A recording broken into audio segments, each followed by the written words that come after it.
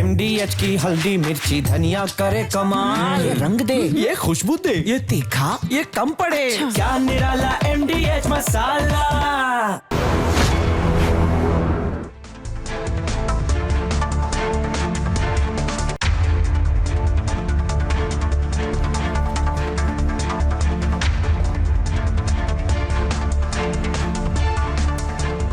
नमस्कार, बहुत स्वागत है आपका। आपके साथ मैं हूं मृदुल शर्मा और आप देख रहे हैं देश का नंबर 1 न्यूज शो। ये भारत की बात है, होगी देश की हर बात।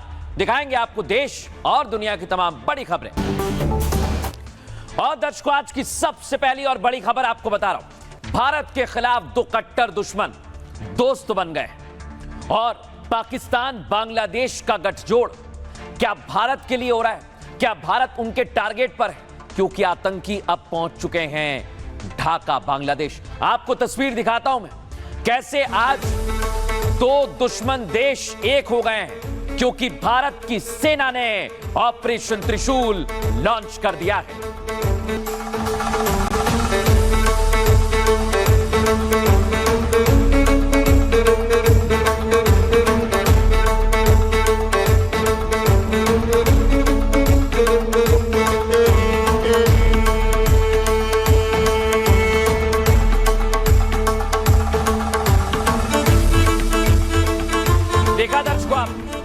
ये सिर्फ ट्रेलर है, ये जो आप देख रहे हैं ये ट्रेलर मैं आपको दिखा रहा हूं दर्शकों। और ये किसके लिए है? ये है आतंकी अब पहुंच गए हैं बांग्लादेश। पाकिस्तान में तो आतंकी थे, लेकिन अब खबर है कि हाफिज अपनी फैक्ट्री को पाकिस्तान में नहीं बांग्लादेश में लगाने की तैयारी कर रहा है। और अब मैं आपको दिखाता हूं वो सबूत जो हाफिज सईद की साजिश को बताएगा। ये हाफिज का राइट हैंड है दर्शकों, इसका नाम है इलाही और ये इब्तिसाम इलाही ज़हीर बांग्लादेश में पहुंचा है। और स्वागत आप देखिए ढाका में इसका कैसा किया गया है।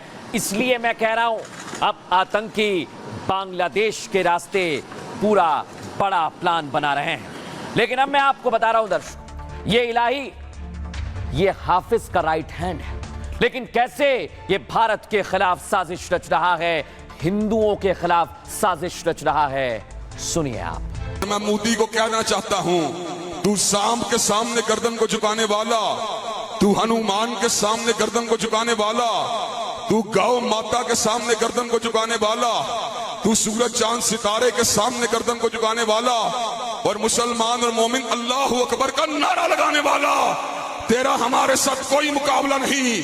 हिंदू हो या यहूदी हो, इंशाअल्लाह उनको टकरा के पास कर दिया जाएगा।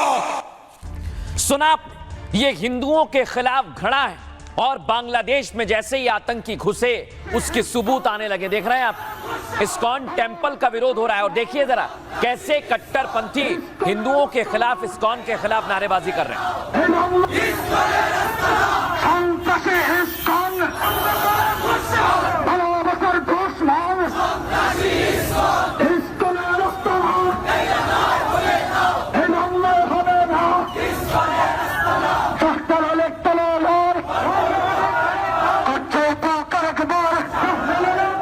हिंदुओं के खिलाफ साजिश की जा रही है और एक और सबूत मैं आपको दे रहा हूं भारत के खिलाफ। ये मुनीर का साथी पहुंच गया है यूनुस से मुलाकात करने। ये पाकिस्तानी जनरल है दर्शकों, और बंद कमरे में जो मुलाकात हुई और हाथ में आप जो मैप देख रहे हैं वो भारत के लिए बहुत बड़ी साजिश को बताता है। लेकिन दर्शकों, आज मैं आपको बताता हूं, ये बांग्लादेश बहुत कुछ करना चाहता है, इसके जहन में बहुत कुछ चल रहा है, लेकिन इसका रिमोट कहां पर है?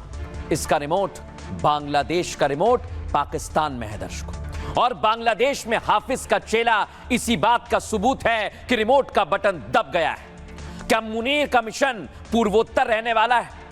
और पाकिस्तान बांग्लादेश में गठजोड़ इस बात के सबूत देता है कि ये लोग भारत के खिलाफ साजिश रच रहे हैं दर्शकों। सिर्फ इतना ही नहीं, आपको एक जानकारी दे रहा हूं, हाफिज ने अपना मौलाना, अपना राइट हैंड इलाही भी बांग्लादेश में भेज दिया है और भारतीय सीमा पर आतंकी नई फैक्ट्री लगाने की तैयारी है।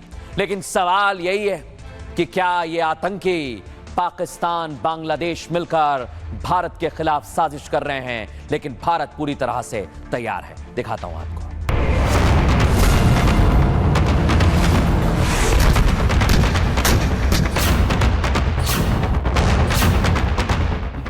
ऑपरेशन त्रिशूल से पाकिस्तान दहशत में है। दहशत का आलम यह है कि दो कट्टर दुश्मन अब दोस्त बन गए। बांग्लादेश में मुनीर के जनरल्स का डेरा था, तो अब आतंकी हाफिज का चेला भी बांग्लादेश में एंट्री ले चुका है। बंगाल के अंदर, बिहार के अंदर, पटना के अंदर, दीगर मुकामात के ऊपर, सादतपुर के अंदर उलमाए अहले सुन्नत को और उलमाए अहले हदीस को फांसी के फंदों पर लटका दिया गया। टीटीपी और बलूचिस्तान के प्रहार से हार कर पाकिस्तान अब टेरर फैक्ट्री बांग्लादेश में शिफ्ट करने की तैयारी में है। टारगेट है भारत का पूर्वोत्तर इलाका और साजिश का सबूत है बांग्लादेश में हाफिज के आतंकी ट्रेनर की एंट्री। यूनुस ने मुनीर से हाथ मिलाकर सोचा होगा आतंकी खेती कर बांग्लादेश पर राज करेंगे, लेकिन वक्त आ गया है जब बांग्लादेश को 1971 की याद दिलाई जाए और बताया जाए अगर भारत के खिलाफ साजिश में शामिल हुए तो वजूद में लाने वाला भारत वजूद मिटाने में वक्त नहीं लगाएगा। अब मैं आपको बताने वाला हूं दर्शकों ये कैसे भारत के खिलाफ साजिश रचना है, लेकिन भारत पहले से तैयार है। हमारी सेनाएं आपकी सुरक्षा में जुटी हुई हैं और भारत के तेवर से पाकिस्तानी बौखला गए हैं और बांग्लादेश भी टेंशन में आ गया है दर्शकों, क्योंकि त्रिशूल के डर से मुनीर यूनुस एक आतंकी गठजोड़ बना रहे हैं दर्शकों। यह है वो गठजोड़ मैं आपको दिखा रहा हूं। ढाका में बांग्लादेशी कट्टरपंथी और पाक आतंकियों की एक मीटिंग हुई है। इस गठजोड़ के सबूत बांग्लादेश के एयरपोर्ट पर पूरी दुनिया ने देखे। हाफिज सईद का करीबी इब्तिसाम इलाही कल रात ढाका पहुंचा हुआ है और इब्तिसाम इलाही को रिसीव करने कई बड़े कट्टरपंथी पहुंच गए। सोचिए जरा, इस तस्वीर के सामने आने के बाद भारतीय एजेंसियां एक्टिव हो गई हैं, क्योंकि इब्तिसाम इलाही भारत के खिलाफ भड़काने में एक्सपर्ट है दर्शकों। दावा है कि मुनीर ने इलाही को भारत बॉर्डर पर एक खास मिशन सौंपा है। इब्तिसाम इलाही 29 से 30 अक्टूबर तक पश्चिम बंगाल बॉर्डर जो बांग्लादेश से सटा हुआ है वहां दौरा करेगा और वो 8 नवंबर तक बांग्लादेश के कई जगह पर कट्टरपंथियों को ट्रेनिंग भी देगा। इब्तिसाम इलाही जो ये बैठा हुआ है, ये लश्कर तैयबा चीफ हाफिज का बहुत करीबी गुर्गा है। शक है कि हाफिज बांग्लादेश में आतंकी फैक्ट्री खोल रहा है दर्शकों, यानी भारत के खिलाफ बांग्लादेश से भी आतंकी साजिश हो सकती है और बांग्लादेश ने पाकिस्तानी आतंकियों का एक गठजोड़ बड़े खतरे का अलार्म है। लेकिन दर्शकों आपको बता दूं, ऑपरेशन त्रिशूल की वजह से ये आतंकी बौखलाए हुए हैं और कैसे ये भारत के खिलाफ साजिश रच रहे हैं सुनवाता हूं आपको। कश्मीरियों का आज अगर लहू गिर रहा है, उनकी माओ बहनों बेटियों को बेआबरू किया जा रहा है, उनके बच्चों को अगर सिबा किया जा रहा है, तो पाकिस्तान का मतलब क्या? ला इलाहा इल्लल्लाह की बुनियाद पर सिबा किया जा रहा है। हजरात गिरामी कदर, हर दौर के अंदर कश्मीरियों के लाशें गिरते रहे और हम मजबूरी और बेबसी की तस्वीर बने रहे, लेकिन आज हम सरदार मसूद साहब के सामने और अमीर मोहतरम के सामने इस बात का ऐलान कर देना चाहते हैं, इंशाअल्लाह वो दिन आके रहेगा जब श्रीनगर के ऊपर पाकिस्तान का परचम लहरा के रहेगा। ये सपने देख रहे हैं कश्मीर के दर्शकों, लेकिन एक्सपर्ट से समझिए कि इनकी साजिश क्या है। क्या इनकी नजर बिहार चुनाव पर भी है, वो भी आपको बताऊंगा, लेकिन पहले एक्सपर्ट क्या कह रहे हैं सुनिए जरा। पाकिस्तान किसी भी हद तक जा सकता है अपनी टेररिज्म को बढ़ाने के लिए। भारत के खिलाफ दोनों ही पॉइंट के लिए वो किसी हद तक जा सकता है। हाफिज सईद का एक टॉप मोस्ट आतंकी अगले दिन आकर फिर बांग्लादेश में देखा जाता है।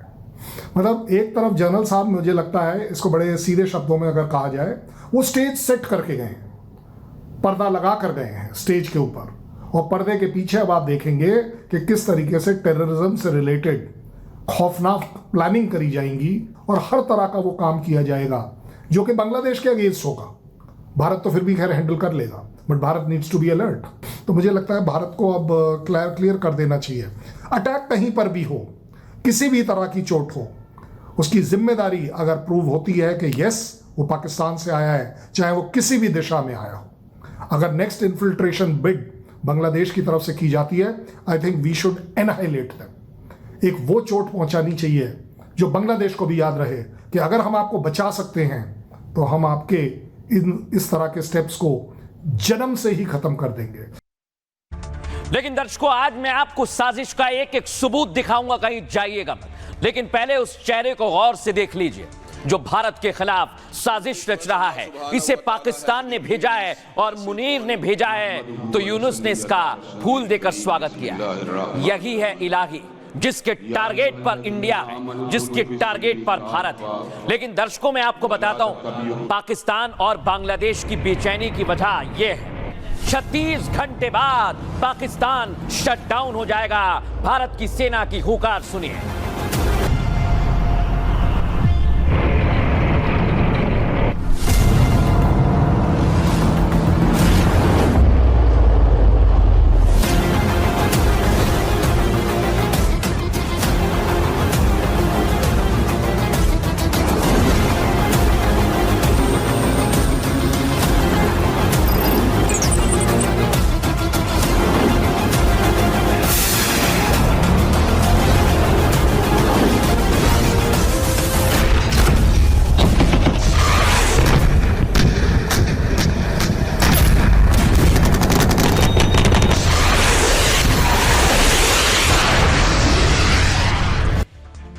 दर्शकों, यही है वो ट्रेलर ऑपरेशन त्रिशूल का, और इसी को देखकर ये आतंकी बौखला गए हैं और भारत के खिलाफ तरह तरह की साजिश रच रहे हैं। लेकिन आज इनकी हर साजिश से मैं पर्दा उठाने वाला हूं। इनकी पहली साजिश क्या है आपको बताता हूं। 3 महीने में पाकिस्तान के 3 बड़े जनरल बांग्लादेश के दौरे पर पहुंचे। दर्शकों, 27 अक्टूबर को पाक का दूसरा सबसे बड़ा आर्मी अफसर बांग्लादेश में पहुंचता है। समझिए इसे, जनरल सागिर मिर्जा के इस दौरे से ही पूर्वोत्तर वाली साजिश शुरू होती है। मैं क्यों कह रहा हूं? क्योंकि पाक जनरल ने इस मुलाकात में यूनुस को आर्ट ऑफ ट्रायम्फ भेंट की है।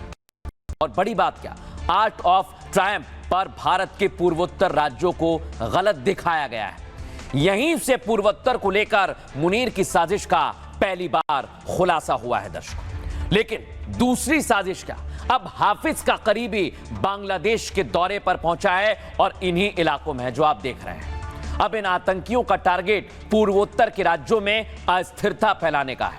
बड़ी बात बता रहा हूं, इब्तिसाम इलाही सीमा पर बनी मस्जिदों का दौरा कर रहा है।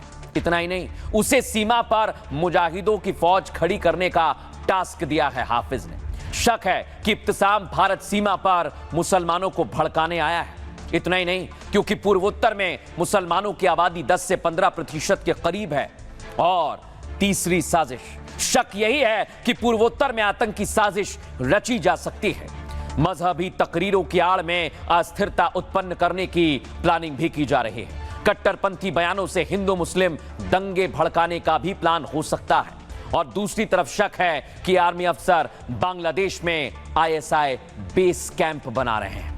ये 3 साजिश मैंने आपको बता दी है। लेकिन दर्शकों, सिर्फ इतना नहीं है, इन लोगों की तैयारी ऐसी है कि ये पूर्वोत्तर के खिलाफ बहुत बड़ी साजिश कर रहे हैं। लेकिन पूर्वोत्तर कितना अहम है हमारे लिए, आइए जरा मैं आपको बताता हूं। ये देखिए, भारत का पूर्वोत्तर, और पूर्वोत्तर का ये इलाका भौगोलिक रूप से काफी संवेदनशील है दर्शकों। पूर्वोत्तर में सीमा काफी हद तक खुली हुई है, यानी फेंसिंग नहीं है, वहां पर खुली हुई है। देख रहे हैं ना आप, जिससे आतंकी घुसपैठ, हथियारों की तस्करी वहां से आसान हो जाती है। यह खतरा है। इसी इलाके में कुछ हिस्से नेपाल बॉर्डर से भी लगते हैं और भारत नेपाल बॉर्डर पर भी आतंकी नेटवर्क खड़ा करने की खबरें हैं। इसलिए हमें सतर्क रहना है। हाफिज के करीबी का यह दौरा इन्हीं मस्जिदों के आसपास है, इन्हीं इलाकों में दर्शकों। इसलिए इब्तिसाम इलाही का यह दौरा, बांग्लादेश दौरा, बड़ी साजिश है। मैं बार बार आपको बता रहा हूं, लेकिन यह साजिश अब दुनिया के सामने आ गई है। एक्सपर्ट्स क्या कह रहे हैं, ध्यान से सुनिए। बांग्लादेश का तो वो हाल है कि जिसको कहते हैं विनाश काले विपरीत बुद्धि। कभी वो पाकिस्तान से हाथ मिला रहे हैं, कभी भारत के उत्तर पूर्व को अपना हिस्सा बता रहे हैं, कभी वो मिलिटेंट्स को वहां लेके आ रहे हैं।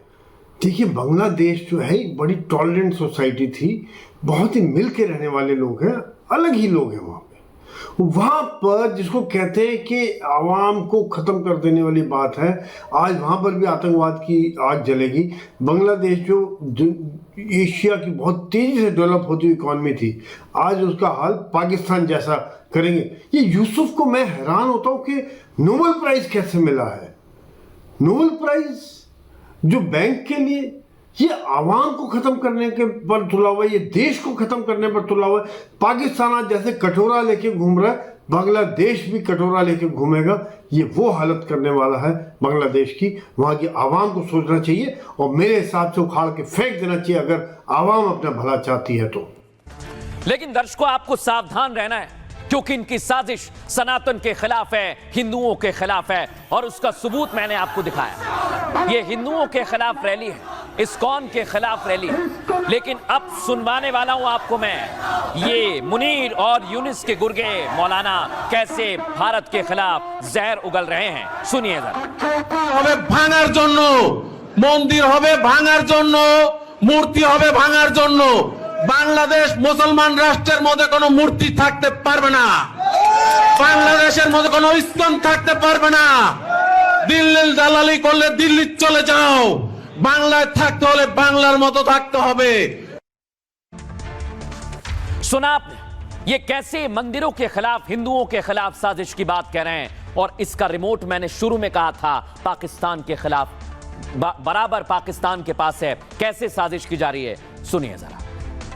Ladies and gentlemen, there must be no space for hate speech, discrimination or violence against any person or against any religion. Hate-driven ideologies such as India's Hindutva driven extremism pose a danger to the entire world. इनकी साजिश यहां पर खत्म नहीं हुई है दर्शकों। मैं आपको बताऊंगा बिहार चुनाव पर इसका असर है, लेकिन आज बांग्लादेश से कुछ कहना चाहता हूं। वो बांग्लादेश जो 1971 में भारत की बहादुरी और कुर्बानी से आजाद हुआ है, वो धरती जहां लाखों बांग्लादेशियों की चीखें भारत ने सुनी थी और पाकिस्तानी जुल्म से मुक्ति दिलाई थी। 15 दिन के युद्ध में भारत ने न सिर्फ पाकिस्तान को घुटनों पर ला दिया, बल्कि एक नया राष्ट्र दुनिया के नक्शे पर खड़ा किया। और तब पैदा हुआ था ये बांग्लादेश। ये वही बांग्लादेश है। अगर पाकिस्तानी जनरल और हाफिज सईद के गुर्गों से गुप्त बैठक कर रहा है, तो ये सिर्फ भारत नहीं, इतिहास से विश्वासघात है दर्शकों। क्योंकि ढाका में मौलाना जहीर की मौजूदगी और यूनुस का पाक जनरल से मेलजोल साफ इशारा करता है कि भारत के खिलाफ कट्टरपंथ और आतंकी नई साजिश रची जा रही है। क्या बांग्लादेश भूल गया 1971 में पाक फौज ने उसकी बेटियों को घसीटा था? क्या वो कुर्बानियां, वो खून और वो रिश्ता अब मोल नहीं रखता है? भारत को अब सिर्फ दोस्ती नहीं, साफ साफ सख्ती से जवाब देना होगा दर्शकों।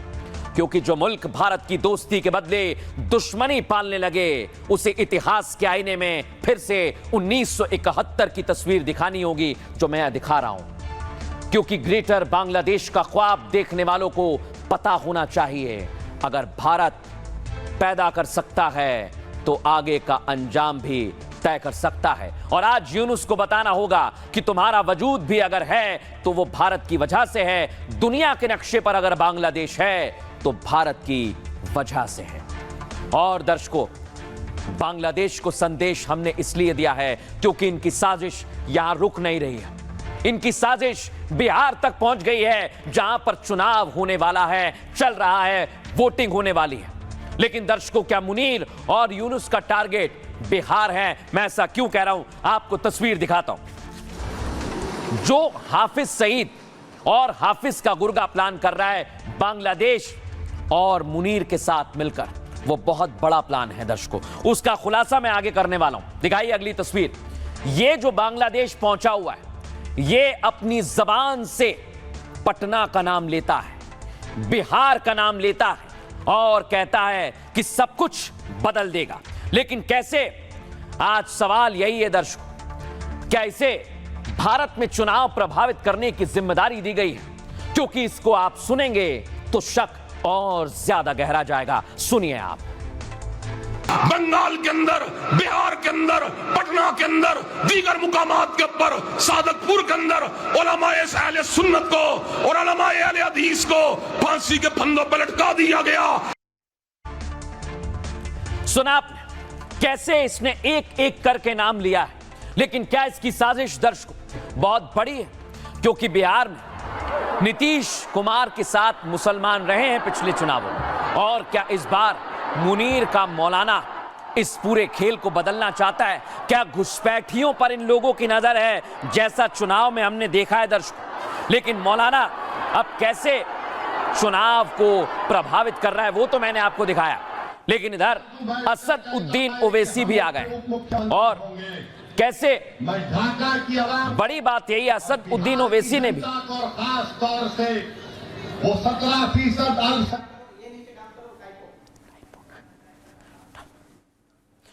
ये असद उद्दीन ओवैसी को आप देख रहे हैं, ये रैली जो है ये कई सवाल खड़े करती है, और आपको तस्वीर में दिखा रहा हूं मुस्लिम वोटों के लिए कैसे बराबर साजिश की जा रही है। और यही मैं आज आपको बताने वाला हूं कि कैसे बिहार चुनाव की एक बड़ी जिम्मेदारी क्या आतंकियों को दी गई है, क्या तुष्टीकरण किया जा रहा है, क्या पोलराइज किया जा रहा है चुनाव, क्योंकि हाफिज ने जिस मौलाना को बांग्लादेश के दौरे पर भेजा है उसके पीछे बिहार चुनाव का बड़ा कनेक्शन सामने आया है दर्शकों। दावा है कि यह बिहार चुनाव को प्रभावित करने की चाल हो सकती है। सिर्फ इतना ही नहीं, क्योंकि बिहार में 18% के करीब मुस्लिम आबादी है, और बिहार में बड़ी संख्या में बांग्लादेशी घुसपैठिए भी वोटर हैं। बांग्लादेश के रास्ते पाकिस्तानी मौलाना मैसेज भेजने की फिराक में है दर्शकों। मौलाना जहीर ने बांग्लादेश से 3 बार बिहार और पटना का जिक्र किया है, समझिए इसे। यानी सोची समझी रणनीति के तहत बिहार का नाम लिया गया है, ताकि बिहार के मुसलमानों को बरगलाया जा सके, और मतदान के वक्त ये मुस्लिम एकजुट होकर मतदान करें, क्योंकि अभी तक मुसलमानों का एक बड़ा हिस्सा नीतीश का वोटर रहा है, और अगर नीतीश को मुसलमान वोट चला गया तो एनडीए को बढ़त मिल जाएगी। और हो सकता है दर्शकों मुनीर हाफिज बांग्लादेश के रास्ते कोई खेल खेल रहे हों, ताकि मुस्लिम वोटर नीतीश की तरफ ना जाकर इंडिया अलायंस की तरफ शिफ्ट हो जाए। वैसे भी बिहार का बड़ा हिस्सा बंगाल और बांग्लादेश से प्रभावित होता है, इसीलिए पाकिस्तानी मौलाना बॉर्डर वाले इलाकों का दौरा कर रहा है और अपनी जुबान से पटना और बिहार का नाम ले रहा है। सुनिए इसके जहन में क्या चल रहा है। कर्म से सैयद नदीर हुसैन मुअद्दद देलवी के फर्जंद हैं, जिसने दिल्ली के बाजारों के अंदर पत्थरों को खा लिया, लेकिन काल अल्लाह व काल रसूल की दावत से हटना गवारा नहीं किया। बंगाल के अंदर, बिहार के अंदर, पटना के अंदर, दीगर मुकामात के ऊपर, सादतपुर के अंदर उलमाए अहले सुन्नत को और उलमाए अहले हदीस को फांसी के फंदों पर लटका दिया गया, लेकिन उलमाए अहले हदीस ने अल्लाह के फजल व करम से हर कुर्बानी को देना गवारा कर लिया, लेकिन दावत दीन को छोड़ना गवारा नहीं किया। हजरात गिरामी कदर, मुझे ये बात बतलाओ, क्या तुम बर्रे सगीर के उलमाए अहले सुन्नत और उलमाए अहले हदीस और बंगाल के उलमाए अहले सुन्नत और उलमाए अहले हदीस के पैगाम को आगे पहुंचाने के लिए तैयार हो इंशाअल्लाह? बार बार अपनी जुबान से बिहार पटना का नाम लेना बहुत कुछ समझाता है दर्शकों, लेकिन एक्सपर्ट इस पर क्या कह रहे हैं, ध्यान से सुनिए। इस समय बांग्लादेश में एक पूरा कट्टरपंथी वातावरण है, वहाँ की सरकार कट्टरपंथियों और आतंकवादी समूह तक को बढ़ावा दे रही है। बांग्लादेश में भी जो लिबरल मुसलमान हैं उनकी शामत आ गई है, और उसमें अगर वो लगातार बिहार की चर्चा कर रहा है और उसके भाषण हो रहे हैं, तो पूर्वोत्तर के लिए भी चिंता का विषय है, बिहार के लिए भी चिंता का विषय है। क्योंकि देश के विभाजन के समय, ये अभी इस समय जो बांग्लादेश है उसमें बिहार की बड़ी संख्या में यहाँ के मुसलमान वहाँ गए थे, और आज भी उनके रिश्ते हैं और उनके संबंध भी हैं। अगर वहाँ से वो इस्लाम के नाम पर वहाँ पहुँचकर और भड़काता है, तो इब्तिसाम की का दौरा वो हमारे लिए चौकन्ना होने वाला है। बिहार के भी, भारत के भी मुसलमानों को ध्यान रखना चाहिए कि उसकी भाषा से, उसके भड़काने से यहाँ के लोगों पर कोई असर नहीं पड़ना चाहिए। अगर पड़ता है तो दुर्भाग्यपूर्ण होगा। लेकिन दर्शकों, क्या ये मौलाना, ये हाफिज का राइट हैंड एसआईआर की प्रक्रिया को रोकने आया है? क्योंकि दर्शकों, एसआईआर की प्रक्रिया में हम घुसपैठियों को देश से बाहर निकाल रहे हैं, और मुनीर यूनिस की टेंशन भारत में इसी को लेकर है, चूंकि 12 राज्यों में चुनाव आयोग एसआईआर को लागू कर रहा है। एसआईआर के लागू होते ही बांग्लादेशी घुसपैठियों की पोल खुल रही है। यूनुस नहीं चाहता कि घुसपैठिए वापस बांग्लादेश लौटाए जाएं, और पाक भी इन्हीं घुसपैठियों को खबरी के तौर पर इस्तेमाल करता है दर्शक। लिहाजा एसआईआर के खिलाफ पाकिस्तान बांग्लादेश गठजोड़ खड़ा हुआ है, ताकि भारत में एसआईआर की प्रक्रिया को किसी भी तरह से रोका जा सके। इशारा मिलता है हमें, और इसीलिए पूर्वोत्तर में हाफिज का मौलाना मुसलमानों को भड़काने का काम करेगा, क्योंकि बंगाल, असम जैसे राज्यों में बड़ी संख्या में घुसपैठिए हैं। अगर एसआईआर की प्रक्रिया शुरू हुई तो ये घुसपैठिए पकड़े जाएंगे। लेकिन पाक अगर पूर्वोत्तर वाली साजिश में कामयाब हुआ दर्शकों, तो पूर्वोत्तर के राज्यों में अराजकता, हिंसा फैल सकती है और अस्थिरता के हालात में एसआईआर की प्रक्रिया अपने आप रुक जाएगी। लेकिन सुरक्षा एजेंसियां इस तरह की साजिशों के एंगल पर नजर रखे हुए हैं, इसलिए चिंता की बात नहीं। लेकिन दर्शकों, मैं आपको बता रहा था, असद उद्दीन ओवैसी भी पूरी तैयारी में जुटे हुए हैं। वो मुसलमानों को अपने खेमे में लाना चाहते हैं, और आज बिहार की ढाका विधानसभा पहुंचे, जहां पर बड़ी संख्या में उनके साथ उनके समर्थक थे, और इसीलिए मुस्लिम वोट पर ठेकेदारी के कई दावेदार सामने आ गए। लेकिन आज ओवैसी ने मुसलमानों को क्या मैसेज दिया है, सुनिए। अगर मल्ला का बेटा उप मुख्यमंत्री बन सकता तो क्या आदम का बेटा मुख्यमंत्री नहीं बन सकता? हमको जवाब दो। अगर मल्ला का बेटा उप मुख्यमंत्री बन सकता तो क्या मोहम्मद का बेटा नहीं बन सकता मुख्यमंत्री? मेरे भाई, फैसला आपको करना है। 17% है, 3% है और 14% है। अब दर्शकों, मैं आपको बताता हूं, बिहार चुनाव में इनकी नजर है, लेकिन बिहार के चुनाव में बहुत कुछ बदल रहा है। और इधर खबर यह कि कांग्रेस ने तो सरेंडर कर दिया है। तेजस्वी ने आज प्रण जारी कर दिया है, तेजस्वी का प्रण। तस्वीर आपको दिखाता हूं, ये आप देखिए, महागठबंधन ने अपना मैनिफेस्टो जारी कर दिया, लेकिन आप इसमें देखिए, मैनिफेस्टो में तेजस्वी की तस्वीर आपको दिख रही होगी, और राहुल गांधी ढूंढने से भी नहीं मिल रहे हैं, उनकी बड़ी छोटी फोटो लगाई है। लेकिन दावा यह किया जा रहा है कि कांग्रेस का कोई नेता नहीं पहुंचा, सिर्फ पवन खेड़ा है, कोई बड़ा नेता मंच पर मौजूद नहीं है, और घोषणा पत्र का नाम भी तेजस्वी का प्रण रख दिया है। अब मैं आपको दिखाता हूं, यह तस्वीर जो आप देख रहे हैं, तेजस्वी के बगल में डिप्टी सीएम जो अपने आप को मान रहे हैं, मुकेश सैनी, उनको होना चाहिए था, लेकिन वहां पर बीच में आप देखिए, पूरी तरह से उनको जगह नहीं दी गई है, और ये दूर दूर बहुत कुछ इशारे कर रहा है। अब मैं आपको एक और तस्वीर दिखाता हूं, ये है वो तस्वीर, तेजस्वी का फोटो दर्शकों आप देखिए, और यहां कांग्रेस का फोटो देखिए, बाकी तो आपको नजर भी नहीं आएंगे। इसी को लेकर कहा जा रहा है कि बिहार में कांग्रेस पार्टी ने, जो अपने आप को सबसे बड़ी पार्टी बताती है विपक्ष की, उसने सरेंडर कर दिया है तेजस्वी के आगे। अब दर्शकों, मैं आपको बताऊंगा, मुस्लिम वोटों पर नजर है। इधर आज प्रशांत किशोर भी मुसलमानों को ही टारगेट पर ले रहे हैं। वो कह रहे हैं कि बीजेपी एनडीए से डरने की जरूरत नहीं है, डरना है तो अल्लाह से डरो।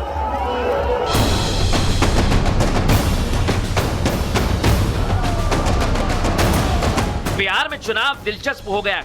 महागठबंधन सत्ता में वापसी के लिए तरस रहा है। मोदी, नीतीश, अमित शाह, योगी, सबने मुश्किल खड़ी कर दी है। इन सब के बीच मुस्लिम वोटों पर प्रशांत किशोर की नजर ने मुश्किल और ज्यादा बढ़ा दी। जन सुराज ये कह रहा है कि भैया भाजपा से मत डरो, अल्लाह से डरो और हक के साथ खड़े रहो, अपने बच्चों के साथ। पीके की ये चाल तेजस्वी की मुश्किल बढ़ाने वाली है। इस बीच तेजस्वी राहुल के जननायक वाले पोस्टर पर विवाद थम नहीं रहा है कि तेजस्वी के खुद को जननायक कहलाने की चाल उन पर भारी पड़ने लगी। राहुल गांधी पे और तेजस्वी जी के पे छत्र छाया है, अपने बलबूते पे करके दिखाएंगे। तो सवाल ये कि क्या तेजस्वी चौतरफा मुश्किल में है?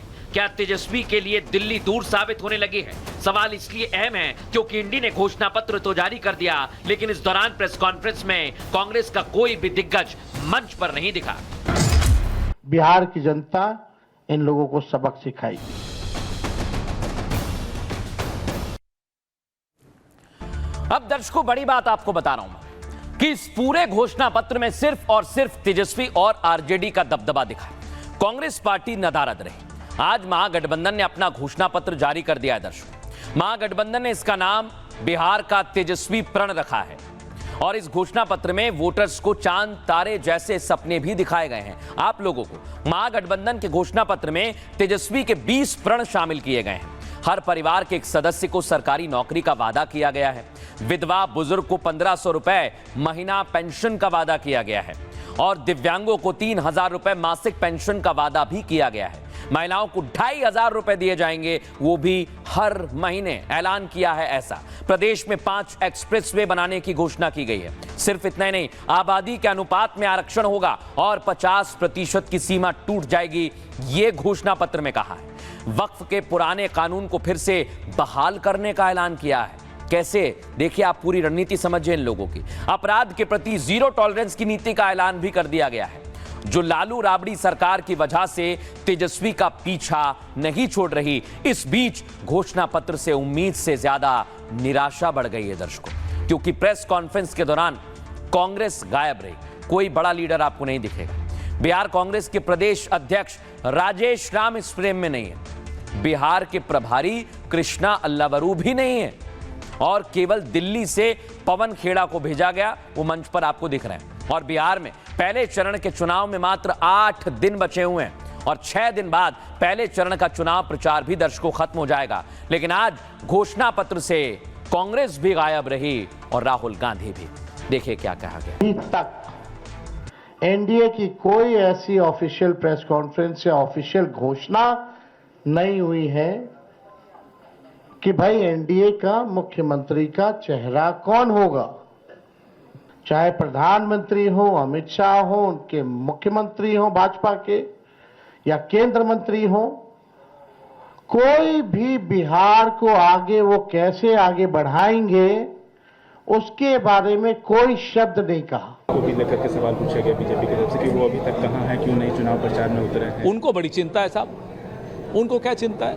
छठ एक महापर्व है, सिर्फ बिहार का नहीं पूरे देश का है और विदेशों में भी अनेक देश इसको मनाते हैं। छठ के दौरान यहाँ आकर राजनीतिक प्रचार करना हमें नहीं लगता कि उचित है। इसलिए हमारे राष्ट्रीय नेता राहुल जी हों, खड़गे जी हों, प्रियंका जी हों, ये सब कल से अपना कार्यक्रम शुरू करें। अब मैं दर्शकों आपको बताता हूं, कांग्रेस पार्टी मंच पर नहीं थी, इसकी चर्चा होने लगी है। क्या कुछ कहा जा रहा है, सुनिए जरा। ये महागठबंधन का प्रण नहीं है, ये तेजस्वी जी का प्रण है। पहले दिन जब प्रेस हुई थी, जिनको घोषणा की गई थी, तो राहुल गांधी की तस्वीर गायब थी। आज भी पूरे घोषणा पत्र में, विजन डॉक्यूमेंट में कहीं किसी की तस्वीर नहीं है। अब बहुत देर कर दी उन्होंने। 15 दिन से वो नाराज थे तेजस्वी यादव को नेता बनाए जाने से, इसलिए वो नहीं आ पा रहे। तो उनका कोई संकल्प ही नहीं है, क्योंकि 20 साल से उन्होंने जो भी काम किए हैं उनके अनुकूल बिहार में कोई समस्या ही नहीं है। बिहार में सारे लोग खुशहाल है, बिहार में सारे लोग बिहार में है, बिहार से बाहर नहीं है। अभी वो क्या लेके आएंगे? वो अभी भी अगर संकल्प लेके आएंगे कि हम ये करेंगे, तो मुझे लगता है कि ये पूरे बिहार के लोग हंसेंगे। तेजस्वी जी का झूठ पत्र है, वो प्रेम पत्र नहीं है, धोखा पत्र है। बिहार के साथ मतलब एक तरह से ऐसा गुमराह करने का बिहार को प्रयास किया गया है। जो बिहार के समझदार लोग हैं, वो बहुत समझदार लोग हैं कि 2,96,00,000 लोगों को नौकरी नहीं दी जा सकती। खोदा पहाड़ निकली चुईया, इस तरह का कोई व्यवस्था उन लोगों के घोषणा पत्र में नहीं आया। उनको बताना चाहिए कि इसका पैसा कहाँ से आएगा, क्या बजट लगेगा, किन चीज़ों को कैसे करेंगे। दिक्कत तो यही है ना कि जब आपको सरकार में आना ही नहीं है, जब आपको अपने वादों को पूरा करने की जिम्मेदारी ही नहीं है, उस बात का एहसास ही नहीं है, तो झूठ बोलने में क्या जाता है। अब दर्शकों, इधर घोषणा पत्र की चर्चा हो रही है और उधर पूरी तैयारी में जुटी हुई है एनडीए। नीतीश कुमार लगातार रैलियां कर रहे हैं। सिर्फ नीतीश कुमार नहीं, अगली तस्वीर दिखाइए, असद उद्दीन ओवैसी भी लगातार रैलियां कर रहे हैं और आज उन्होंने बड़ी रैली की और मुसलमानों को फिर से साधने की कोशिश की। अगली तस्वीर दिखाइए, चिराग पासवान भी मैदान में है। यानी इस समय बिहार का चुनाव अपने चरम पर पहुंच गया। और दर्शकों, मैं आपको बताऊं कि बिहार में सब अब एक कम्युनिटी को साध रहे हैं, वो है मुसलमान दर्शक। बिहार में एक तरफ है महागठबंधन, जिसने घोषणा पत्र जारी कर दिया है और वो तमाम वादे भी करता है, वहीं पीके की जन स्वराज की नजर भी मुस्लिम वोटों पर आकर गड़ गई है। मुस्लिम वोट के लिए पीके और महागठबंधन में जंग तेज हो गई है। दर्शकों, प्रशांत किशोर अपनी सभाओं में मुसलमानों को कह रहे हैं कि आप अल्लाह से डरें, अल्लाह से। सुनिए जरा वो क्या कह रहे हैं। तो मुसलमानों से एक अपील करना चाहता हूं कि अभी तक आपको लोग कहते हैं कि भाजपा से डरिए और हम लोग को वोट दीजिए, हमको जिताइए। गठबंधन वाले कहते हैं भाजपा से डरिए, हमको वोट दीजिए, हम लोग आपको भाजपा से बचाएंगे। जन स्वराज ये कह रहा है कि भैया भाजपा से मत डरो, अल्लाह से डरो और हक के साथ खड़े रहो, अपने बच्चों के साथ। सुना आपने, एक तरफ प्रशांत किशोर एनडीए और इंडी पर हमलावर हैं, तो दूसरी ओर वोटर विवाद में भी फंस गए हैं। प्रशांत किशोर का नाम बंगाल की वोटर लिस्ट में भी है, जिसमें बंगाल में टीएमसी ऑफिस का पता भी दर्ज है। दरअसल 4 साल पहले प्रशांत ममता के साथ, अब उनका नाम बिहार के सासाराम में भी दर्ज है। सच सामने आने के बाद चुनाव आयोग ने नोटिस जारी कर दिया है दर्शकों, और इसे लेकर चर्चा भी हो रही है। अब इस बीच महागठबंधन में जननायक पर लड़ाई छिड़ गई है, जो तस्वीर मैं आपको दिखा रहा हूं। पिछले दिनों राहुल गांधी के जननायक वाली तस्वीर सामने आई थी, जिसके बाद पीएम मोदी ने राहुल गांधी पर जबरदस्त हमला बोला था। सुनिए। जननायक कर्पूरी ठाकुर की प्रेरणा से सुशासन को समृद्धि में बदल रहे हैं, लेकिन दूसरी तरफ आरजेडी और कांग्रेस वाले जो जमानत पे हैं, वो चोरी के मामले में जमानत पे है। अब ये चोरी की इनकी आदत ऐसी है कि अब जननायक की उपाधि की चोरी में जुटे हैं। केवल राहुल नहीं दर्शकों, तेजस्वी भी जननायक बनने के लिए आगे बढ़ गए, उन पर भी भूत सवार हो गया। आरजेडी तेजस्वी यादव की तस्वीरों पर जननायक लिख रही है, जिसके बाद तेज प्रताप यादव सामने आए और जमकर तेजस्वी पर हमला बोला। खुद तेजस्वी की पार्टी के बड़े नेता भी इससे सहमत नहीं है। तेज प्रताप के बाद अब्दुल बारी सिद्दीकी ने भी उन्हें आईना दिखाया है। अब मैं आपको बताता हूं तेज प्रताप यादव ने कैसे तेजस्वी पर हमला बोला है, सुनिए जरा। जो लोग जननायक बता रहे हैं, जननायक नहीं बताना चाहिए, लेकिन लालू जी का राहुल गांधी पे और तेजस्वी जी के पे छत्र छाया है।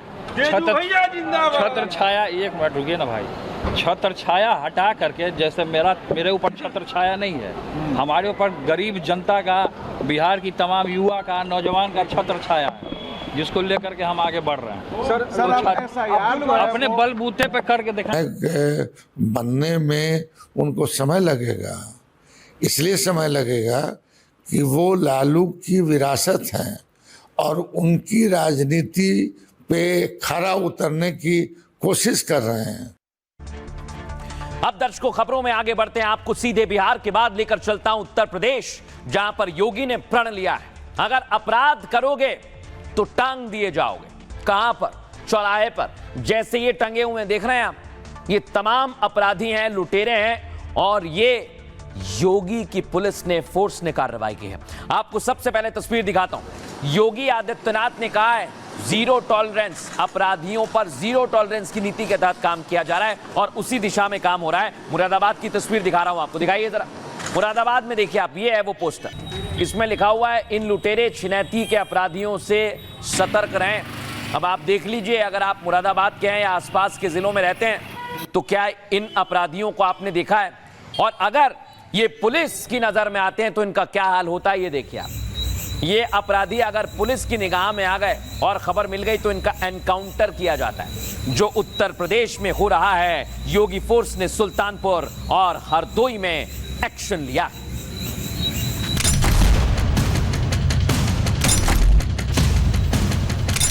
यूपी में अपराध करोगे तो बचोगे नहीं। यूपी में अपराध को लेकर जीरो टॉलरेंस की नीति लागू है। एक तरफ जहां योगी फोर्स अपराधियों को ठोक रही है, वहीं दूसरी तरफ अपराधियों के पोस्टर टांग दिए गए हैं। अगर किसी ने किसी बेटी और व्यापारी को छेड़ा तो वह उस अपराधी के लिए यमराज के घर जाने का भी एक रास्ता खोल देता है। योगी का मैसेज क्लियर है, अपराध करोगे तो ना घर के रहोगे ना घाट के, या तो पुलिस एनकाउंटर में मारे जाओगे या फिर चौराहे पर टांग दिए जाओगे। अब दर्शकों, मैं आपको बताता हूं कि कैसे अपराधियों के लिए योगी का प्रशासन बड़ा एक्शन ले रहा है। आइए जरा आपको विस्तार से समझाते हैं। ये आप देखिए, ऐसा पोस्टर लगेगा, आपको अपराध से दूर रहना है। योगी फोर्स ने 24 घंटे में 6 शहरों में एनकाउंटर किया है। सुल्तानपुर में मुठभेड़ में 3 बदमाशों को गोली लगी है। हरदोई में 25,000 का इनामी बदमाश घायल हो गया है। गाजियाबाद में 4 शातिर अपराधी गिरफ्तार किए गए हैं और योगी पुलिस लगातार अपराधियों को सबक सिखा रही है। यूपी पुलिस चौक चौराहों पर अपराधियों के पोस्टर भी लगा रही है। मुरादाबाद में पुलिस ने अपराधियों के पोस्टर टांग दिए हैं। बड़े बड़े होर्डिंग्स में बदमाशों की फोटो और नाम लिखा हुआ है। सीएम योगी पहले ही अपराधियों को चेतावनी दे चुके हैं, अपराध किया तो अगले चौराहे पर यमराज खड़े नजर आएंगे।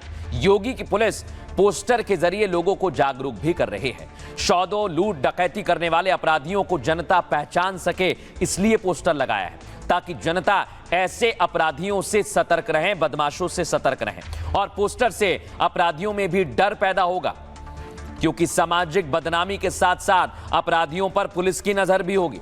और इसलिए मैं कह रहा हूं, मुरादाबाद के लोग पुलिस की इस पहल की सराहना कर रहे हैं, तारीफ कर रहे हैं। लोगों को अपराधियों की पहचान करने में आसानी होगी और इसे लेकर आज हमने लोगों से भी बात की है। वो क्या कह रहे हैं, सुनिए जरा।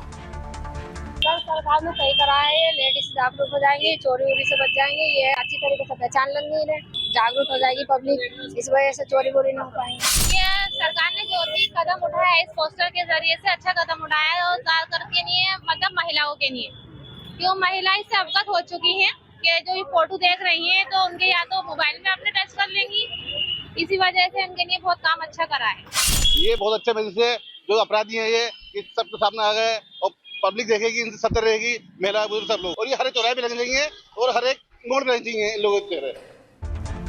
अब मैं दर्शकों आपको बताता हूं, कुछ लोगों में इतनी नफरत भर दी जाती है कि वो कुछ भी कहने से गुरेज नहीं करते। उसका उदाहरण है ये गाजियाबाद की मुस्लिम लड़की है, नाबालिग है दर्शकों, इसलिए हमने इसका चेहरा छिपाया है, लेकिन आप देखेंगे ये लड़की कैसे धमकी दे रही है, आप खुद सुनिए। गाय खाएंगे, कौन सा केस होगा वो काट के खाएंगे, जिसको जो है प्रॉब्लम भाई हर चीज माथा ठेस हो जाती है, इसलिए हम उसे कहेंगे। अगर उन्हें बुरा लग जाए तो हमारा घर आ जाना। गाय खाएंगे, कौन सा केस होगा वो काट के खाएंगे, जिसको जो है प्रॉब्लम भाई हर चीज माथा ठेस हो जाती है, इसलिए हम उसे कहेंगे। अगर उन्हें बुरा लग जाए तो हमारा घर आ जाना। गाय खाएंगे, कौन सा केस होगा वो काट के खाएंगे। सोचिए आप, जिसको जो है भारत में रहकर ये लड़की कह रही है कि हम गाय खाएंगे। कुछ हिंदूवादी संगठनों तक इसका वीडियो पहुंचा, उसके बाद वो संगठन कुछ और साथियों को साथ लेकर गए, जिसमें कुछ किन्नर भी थे, उन्होंने इस लड़की की पिटाई की है। सुनिए जरा।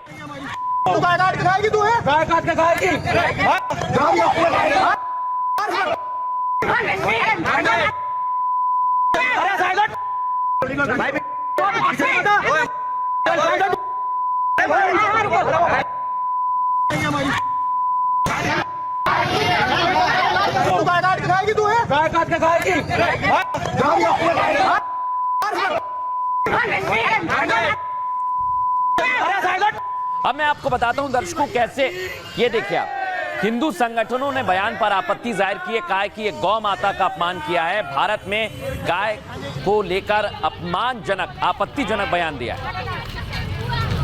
आज मैंने पकड़ी है पिंकी भैया की।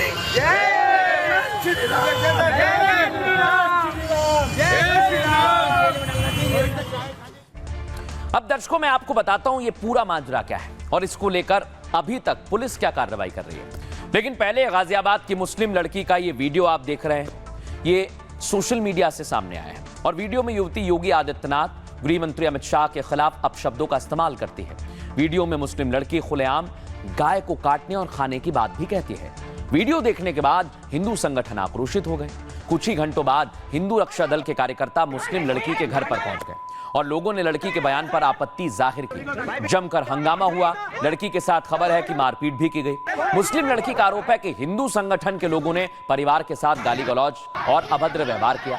वहीं हिंदू संगठनों का कहना है कि मुस्लिम लड़की जो बातें कह रही थी वो हमें मंजूर नहीं है, उसने गौ माता का अपमान किया है, ऐसे लोगों को जवाब दिया जाना जरूरी है। और मुस्लिम लड़की के बयान पर गाजियाबाद पुलिस ने भी अब केस दर्ज कर लिया है। पुलिस ने लड़की के माता पिता को नोटिस जारी कर जवाब मांगा है। पुलिस लड़की के साथ मारपीट करने वालों की भी पहचान कर रही है। किसी को भी कानून हाथ में लेने की इजाजत नहीं है। अब मैं आपको बताता हूं इसको लेकर पुलिस की टीम क्या कह रही है, क्या कहना है पुलिस का, सुनिए जरा। वीडियो वायरल होने पर वीडियो का संज्ञान लेते हुए थाना टीला मोड़ पर सुसंगत धाराओं में अभियोग पंजीकृत किया गया।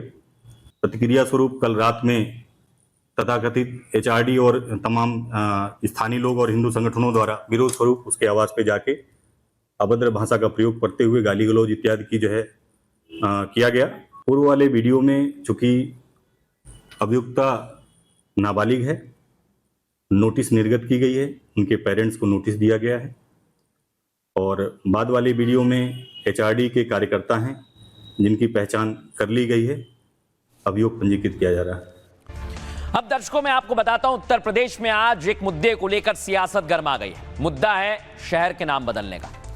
27 तारीख को मुख्यमंत्री योगी आदित्यनाथ पहुंचे थे मुस्तफाबाद और उन्होंने कहा कि मुस्तफाबाद में कम आबादी है मुसलमानों की और ये मुस्तफाबाद नाम गुलामी की निशानी है, इसलिए इसे हम बदलेंगे और इसका नाम कबीर धाम किया जाएगा। लेकिन इसे लेकर अब सियासत गर्मा गई। अगली तस्वीर दिखाइए। अखिलेश यादव ने सवाल उठाए और कहा कि जनता आपको नाम बदलने को लेकर कहा कि 2027 में जवाब देगी। लेकिन दर्शकों मैं आपको बताता हूं कि योगी आदित्यनाथ ने कहा कि इसका नाम बदला जाएगा, लेकिन अब लोग पूछ रहे हैं कि इसमें आपत्ति क्या है, इसमें दिक्कत क्या है। आइए जरा मैं आपको बताता हूं। यूपी में नाम बदलने को लेकर सियासत गर्मा गई है, पहली बार नहीं है। 27 अक्टूबर को सीएम योगी लखीमपुर खीरी के दौरे पर थे और योगी आदित्यनाथ ने मुस्तफाबाद गांव में स्थित कबीर धाम आश्रम का दौरा किया। इस मौके पर योगी आदित्यनाथ ने बड़ा ऐलान कर दिया, कहा कि मुस्तफाबाद गांव का नाम अब कबीर धाम होगा। गांव में एक भी मुस्लिम नहीं है तो नाम मुस्तफाबाद क्यों है? संत कबीर नगर की कर्मस्थली है, नाम कबीर धाम होना चाहिए। और योगी के ऐलान पर समाजवादी पार्टी ने अब सवाल उठा दिए हैं। बीजेपी सरकार 9 सालों से केवल शहरों का नाम बदल रही है। सपा का कहना है हजारों करोड़ रुपए नाम बदलने के नाम पर खर्च कर दिए जाते हैं। बीजेपी ने फैजाबाद का नाम अयोध्या कर दिया, फिर अयोध्या से बीजेपी चुनाव हार गई। ये सवाल पूछा है। अब 2027 में पीडीए की सरकार बीजेपी की ऐसी राजनीति को खत्म कर देगी। योगी के ऐलान से मुस्तफाबाद गांव के लोग तो काफी खुश हैं। गांव में करीब 500 वोटर हैं जिसमें एक भी दर्शकों मुस्लिम नहीं है, इसलिए इसका नाम कबीर धाम किया जा रहा है। लेकिन कैसे सियासत गर्मा गई है, सुनवाता हूं। मैंने इस गांव के बारे में पूछा, मुझे बताया गया गांव का नाम है मुस्तफाबाद। मैंने कहा कितनी मुस्लिम आबादी रहती है यहाँ पे? कहा एक भी नहीं, लेकिन नाम मुस्तफाबाद हो गया। हमने कहा भाई अब ये नाम बदलना चाहिए, मुस्तफाबाद ने कबीर धाम इसका नाम रख दो। पिछले 9 सालों से भाजपा की सरकार केवल जिलों और शहर का, कस्बों का नाम बदलने का काम कर रही है।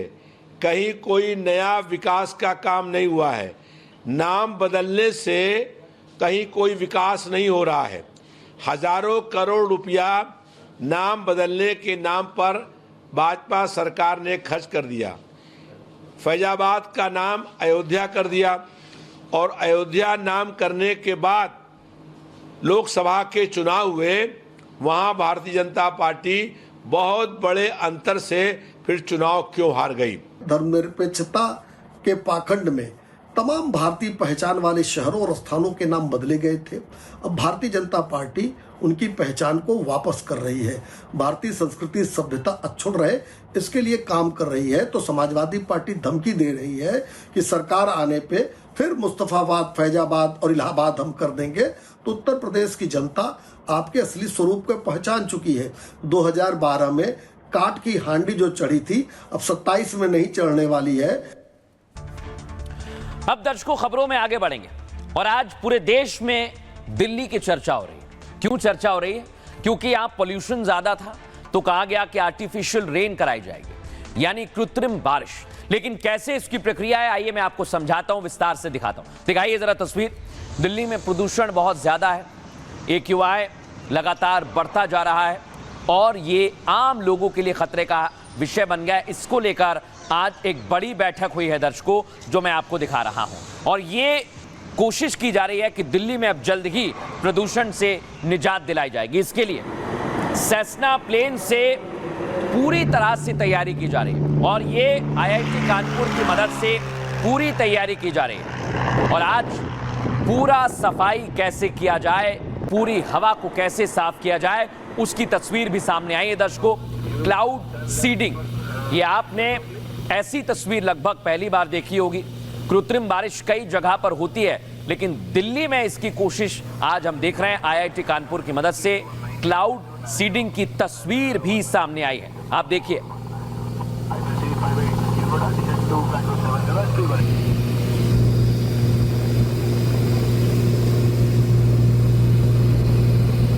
देखा आप, ये बादलों के ऊपर उड़ रहा है, लेकिन कैसे प्लेन मेरठ पहुंचा था और उसके बाद दिल्ली में बादलों के ऊपर इसे भेजा गया ताकि वहां पर बारिश कराई जा सके। लेकिन अब मैं आपको दिखाता हूं दर्शकों, बारिश का इंतजाम पूरा किया गया है और प्रदूषण पर इधर पानी की बौछार भी की जा रही है।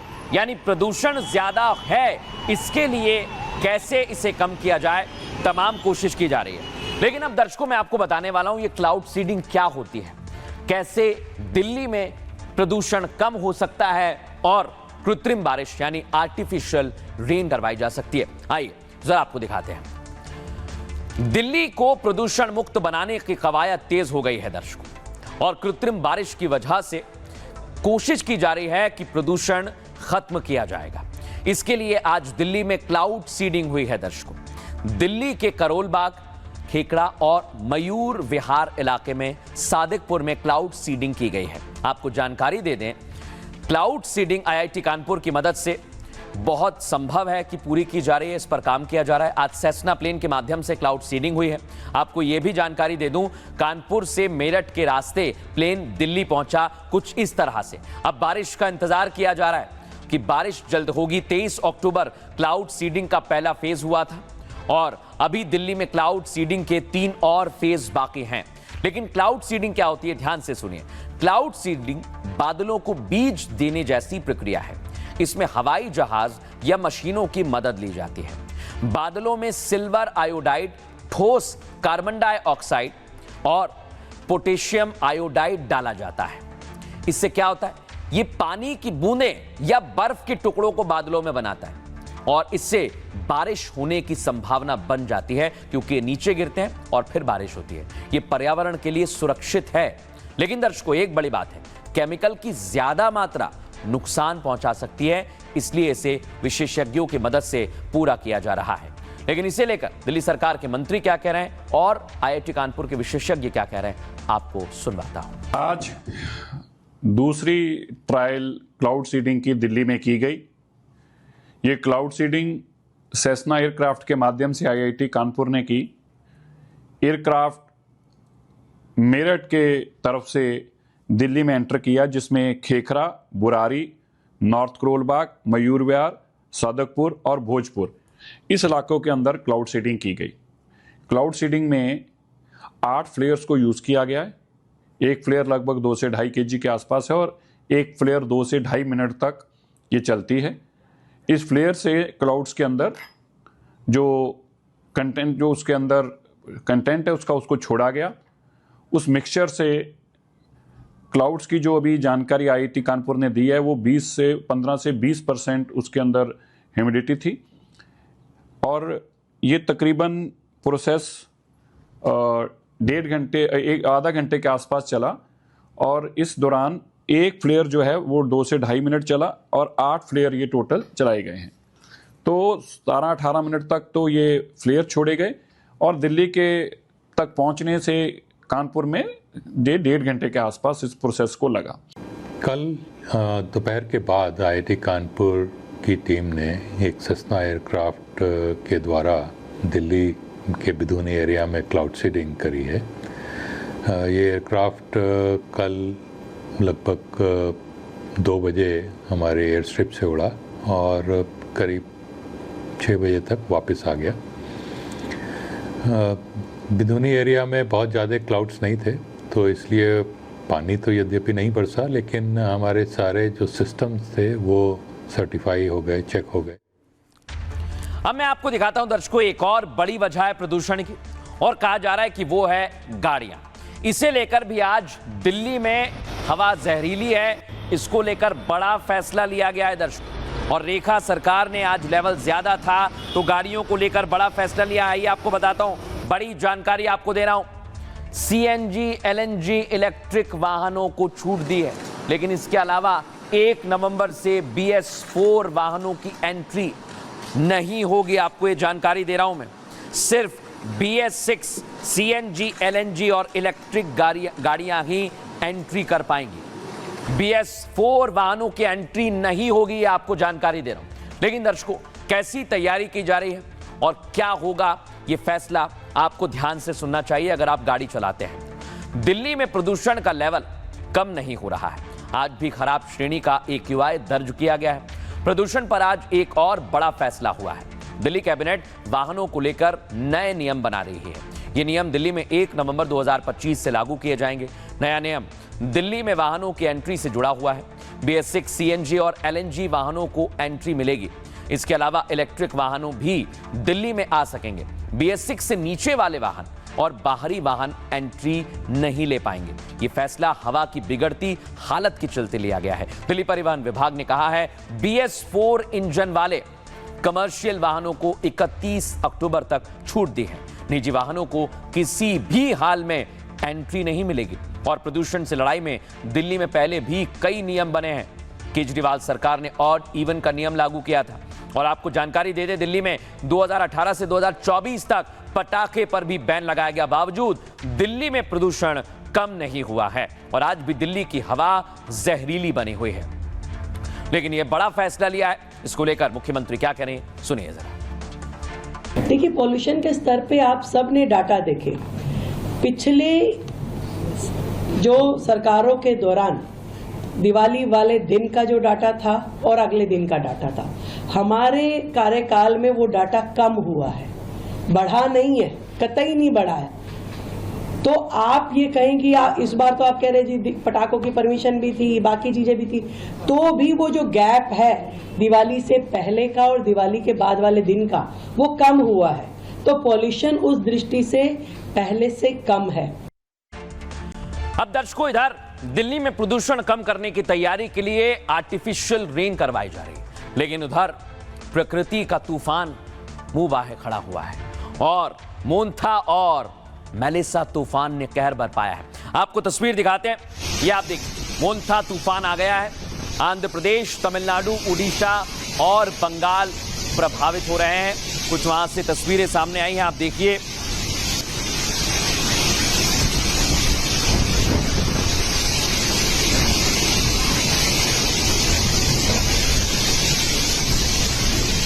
अब मैं दर्शकों आपको एक और तूफान बताता हूं, मेलिसा। और ये पहली बार ऐसा हुआ है कि ऊपर से हवा और तूफान की तस्वीर ली गई है। ये तस्वीर आगे की ओर बढ़ रहा है दर्शकों। ये मेलिसा तूफान है जो जमैका की ओर बढ़ रहा है। भारत पर इसका कोई असर नहीं होगा, लेकिन आप हवा देखेंगे तो बहुत तेजी से आगे बढ़ रही है। अब मैं आपको दिखाता हूं दर्शकों, मोन्था तूफान कैसे भारत में कहर बरपा रहा है। उसके लिए पूरी तैयारी की जा रही है। गांव के इलाकों में मछुआरों को कहा गया है कि आप तटीय इलाकों को छोड़ दें, नहीं तो नुकसान हो सकता है। लोग अपने घर को बंद कर ताला लगाकर जा रहे हैं। अब मैं आपको एक और तस्वीर दिखाता हूं, प्रशासन कैसे अलर्ट है। ये आप देख रहे हैं, ओडिशा में मोन्था का असर देखने को मिला है। एनडीआरएफ की टीम घाट पर तैनात है।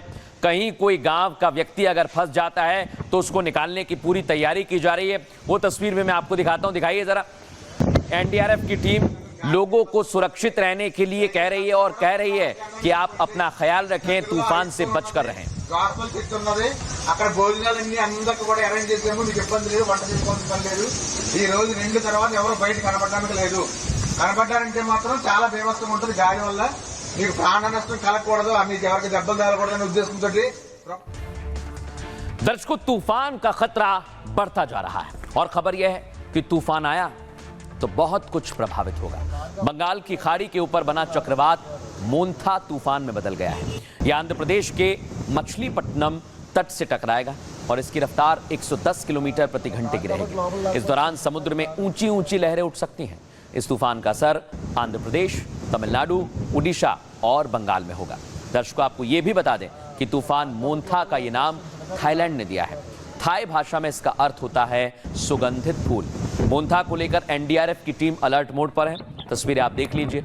पर्यटकों को और मछली पकड़ने वाले मछुआरों को समुद्र के आसपास ना जाने के लिए कहा गया है ताकि कोई अनहोनी ना हो। 50,000 से ज्यादा लोगों को सुरक्षित स्थान पर पहुंचाया गया है और एनडीआरएफ की टीमें सभी समुद्री इलाकों में लोगों को अलर्ट भी कर रहे हैं। और आपको जानकारी दे दें, तूफान के बारे में बताया जा रहा है एनडीआरएफ ने अपनी 25 टीमें तूफान प्रभावित राज्यों में तैनात कर दी हैं।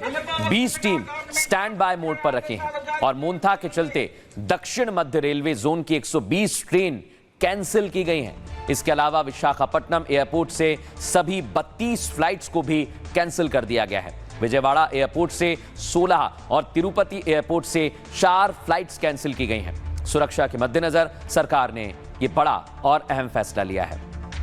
लेकिन अब बात करेंगे दुनिया के सबसे ताकतवर तूफान मेलिसा की। ये जमैका से टकराने वाला है, लेकिन पहली बार किसी चक्रवात के अंदर ऐसी तस्वीर सामने आई है। अमेरिकी वायुसेना ने यह वीडियो शूट किया है। दर्शकों, बताया जा रहा है कि मेलिसा तूफान की रफ्तार 282 किलोमीटर प्रति घंटे की रहेगी। लिहाजा सुरक्षा के चलते 6 लाख से ज्यादा लोग ऊंची जगह पर भेज दिए गए हैं। इससे पहले ये हेती और कई तूफान आए हैं जो तबाही मचा चुके हैं। अब आपको बताते हैं एनडीआरएफ की तैयारी क्या है। एनडीआरएफ के इंस्पेक्टर क्या कह रहे हैं, सुनिए जरा। साइक्लोन हिट हो रहा है, पैनिक होने का जरूरत नहीं है। हम सर्वदा लोकल प्रशासन के साथ टाई अप में है। इस एरिया का सभी लोगों को मैं यही अपील करूंगा कि अपना सुरक्षित स्थान जो शेल्टर बनाया गया है उस जगह पे पहुंच जाए और लोकल प्रशासन और हमसे कोऑपरेट करे। अब दर्शकों, आगे बढ़ेंगे और बात करेंगे आज के सूत्र की। अगर आप रिस्क लेने से डरते हैं तो आपको आज ये सूत्र सुनना ही चाहिए। आचार्य चाणक्य की नीतियों पर आधारित एक कविता आज हम आपके लिए लेकर आए हैं। जीवन में रिस्क लेने पर आधारित ये सूत्र आपको सुनना चाहिए। ये सूत्र है, वक्त से पहले मौत नहीं आती, किसी के द्वार हिम्मत वालों का ही होता है संसार। जो जोखिम उठाए वो नाम कमाए, डरपोक तो बस पछतावे में दिन गवाए। आंधियों के आगे सीना तान देना, ख्वाबों के लिए अपनी जान देना। राहें कठिन हो फिर भी मत रुकना, सपनों को हकीकत में बदलना। जिंदगी का असली स्वाद है यही, जो डर मिटाए हौसले दे सही। रिस्क लेने वाले ही लिखते हैं कहानी, बाकी रह जाते हैं बस अपनी जुबानें। इसलिए जीवन में रिस्क लेना बहुत जरूरी है। बहरहाल ये भारत की बात है। मैं इतना ही, अपना बहुत ख्याल रखिए। नमस्कार, जय हिंद, जय भारत। अब आया असली स्वाद। अब आया स्वाद। जब स्वाद के पड़े हो लाले तो MDH का चंकी चाट मसाला डालें। MDH का चंकी चाट मसाला। MDH